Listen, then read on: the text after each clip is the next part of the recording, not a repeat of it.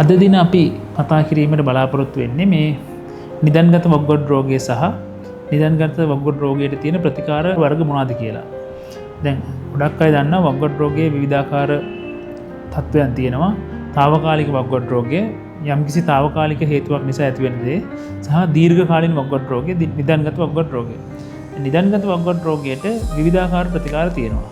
දැන් ගොඩක් ඒ රෝගයෙන් පෙළෙන රෝග පුද්ගලයනුත් දන්නවා ඩයාලිසිස් ප්‍රතිකාරය කියන්නේ එකක්. ඒක හීමොඩයාලිසිස් ප්‍රතිකාරය සහ පෙරිටෝනියල් ඩයාලිසිස් ප්‍රතිකාරය කියන්නේ පරිතාන කාන්දුකරණය තියෙනවා.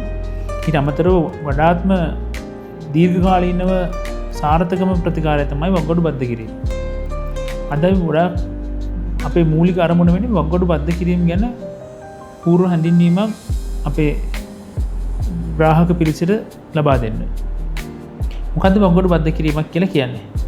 වක්ගොඩු බද්ධ කිරීමට පෙර අපි වක්ගොඩු බද්ධ කිරීමට සුදුසු නිශ්චිත ඒ රෝගීන් කාණ්ඩය හරියට තෝරගන්න ඕනේ. දැන් හැමෝටම කරන්න බෑ බට් සාමාන්‍යයෙන් අපි කියන්නේ හොඳින් එයාලගේ මානසිකව කායිකව ශක්තිමත් අවුරුදු 70ට පහලින් ඉන්න 70 උඩයට සමහර අවස්ථාවල අපි කරලා තියෙනවා 70ට අඩුවෙන් ඉන්න රෝගියෙක් වක්ගොඩු බද්ධ කිරීම සඳහා සුදුසුයි කියලා.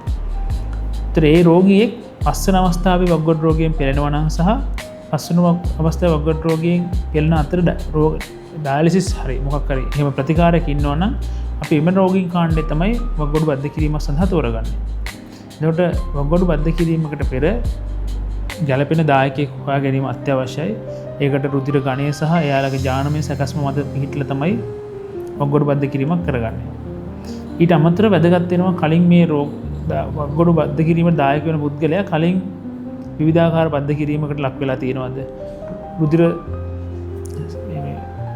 බ්ලඩ් ට්‍රාන්ස්ෆියුෂන් එක කියන්නේ අපි ඒ වක්ගොඩු බද්ධ කිරීමට දායක වෙන පුද්ගලයාට කලින් ලේ දීමක් සිද්ධ කරලා තියෙනවා. ඒ වගේ දේවල් හරි වැදගත් වෙනවා. මොකද එතකොට ඒ බද්ධ කිරීමට දායක වෙන පුද්ගලයා තුළ ඇඟේ විවිධාකාර ප්‍රතිදේහ එහෙම හැදිලා තියෙන්න පුළුවන්. ඉතින් ඒ වගේ දේවල් නරක විදියට බලපානවා වක්ගොඩු සාර්ථක වක්ගොඩු රෝගයකට. ඉතින් ඒ වගේ දේවල් හොඳට සියුම්ව පරීක්ෂා කරලා තමයි ගැළපෙන වක්ගොඩු ඒ ප්‍රතිග්‍රාහකයෙක් තෝරගන්නේ.